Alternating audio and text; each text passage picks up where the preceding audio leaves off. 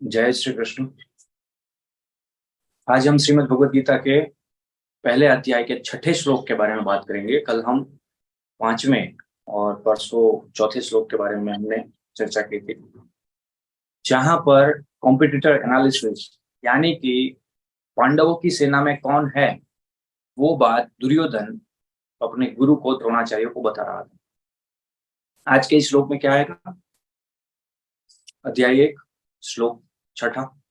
युधामन्युश्च विक्रांत उत्तमोजाश्च वीर्यवान सौभद्रो सौभद्रेयश्च सर्व एव महारथा। यहाँ पर उसका एनालिसिस खत्म होता है। युधामन्युश्च विक्रांत उत्तमोजाश्च वीर्यवान। युधामन्यु और उत्तमोजा ये दोनों काफी ही कुशल योद्धा थे और इन दोनों को अर्जुन के रथ के पहियों की सुरक्षा के लिए नियुक्त किया गया था। अगर रथ का पहिया कहीं पर फंस जाता है, धस जाता है, कट जाता है, टूट जाता है, तो इंस्टेंटली बेसिस पर वो पहिया कैसे सही हो जाए, ये कार्य युधामन्यु और उत्तमोजा का था। और ये इतने बलवान थे, इतने शक्तिमान थे कि इनको एंटायर युद्ध में कोई भी मार नहीं पाया था। क्योंकि दूसरे पॉइंट ऑफ व्यू से अगर देखा जाए तो ये श्री कृष्ण के संरक्षण में थे, ऐसा भी कह सकते, क्योंकि अर्जुन और उसका पूरा रथ श्री कृष्ण के संरक्षण में था। इसका ये मतलब है कि जो भी व्यक्ति रथ से जुड़े हैं, सब के सब श्री कृष्ण के संरक्षण में थे, उसकी निगरानी में थे। जब सब सो रहे थे, तब पांचों पांडवों के पुत्रों के साथ सोए हुए युधामन्यु और उत्तमोजा को अश्वत्थामा ने मारा था। इस तरह से इसकी मृत्यु हुई थी। फिर बात आती है सौभद्रो, सुभद्रा का पुत्र यानी कि अभिमन्यु, वो भी इसमें शामिल है। द्रौपद्रेयाश्च, द्रौपदी के 5 पुत्र, पांचों पांडवों से एक एक पुत्र द्रौपदी को हुआ था। ये 5 पुत्र ये भी इस युद्ध में है और सभी के सभी महारथी।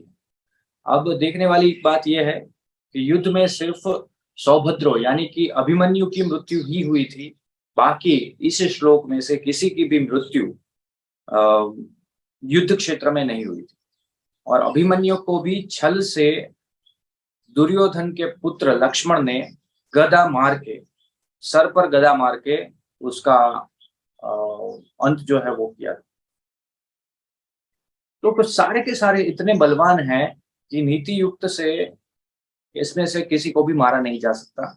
सभी के सभी महारथी हैं। महारथी मतलब जो 10,000 रथी का नियंत्रण कर सके, उसको लीडरशिप दे सके, उसको महारथी कहा जाता है। तो हमारे कंपटीशन में ये सारे लोग खड़े हैं, इतना जानने वाले लोग जो है वो खड़े हैं। हमें बहुत ही निपुणता से युद्ध करना होगा। अब आने वाले श्लोक में हम जानेंगे, काफी ही रोमांचक बात है।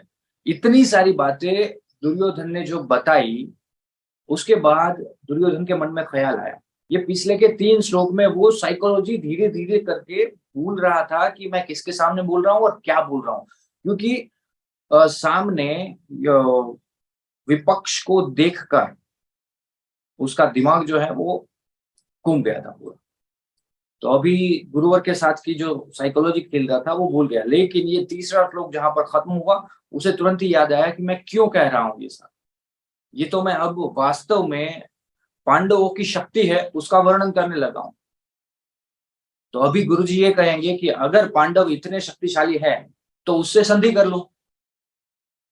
कंपटीशन में क्यों उतर रहे हो, युद्ध में क्यों उतर रहे हो? तुरंत ही ये ख्याल दुर्योधन के मन में आया कि अभी तो हो सकता है कि मैं इनकी शक्ति गिनवा रहा हूं, तो संधि करने के लिए बोल सकते हैं। लेकिन तुरंत ही उसे ये विचार आया कि अब मैं अपने पक्ष की शक्ति जो है वो दिखाना चाहूंगा। अब हमारे पक्ष में क्या है ये मैं दिखाता हूं। तो आगे के श्लोक में से वो कौरव सेना का वर्णन कर रहा है।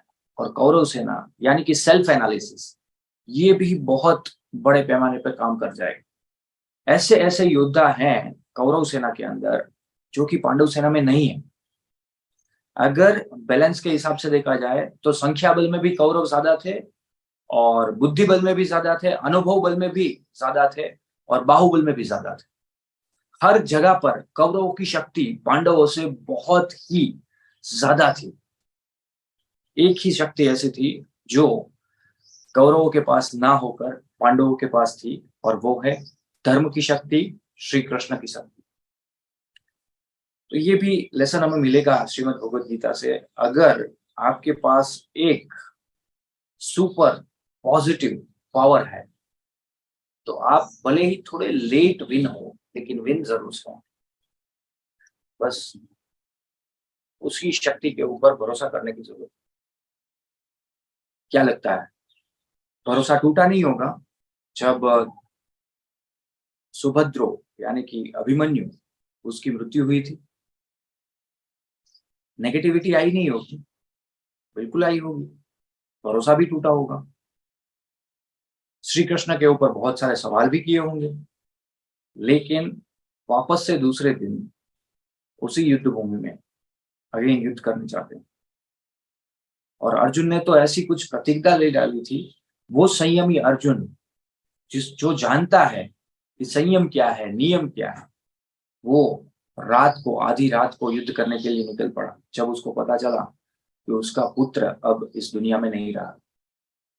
तो हो सकता है कभी कभार हम किसी ऐसे स्टेट में चले जाएं जिसमें हमें नहीं होना चाहिए, लेकिन तुरंत वहां से बाहर निकलकर वापस जैसे थे पोजीशन पर एक पॉजिटिव एटीट्यूड के साथ, पॉजिटिव माइंडसेट के साथ हम कार्य कर सकते हैं।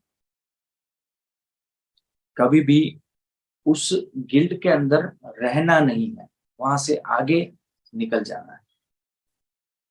अभिमन्यु की मृत्यु हमें ये सूचित करके जाती है।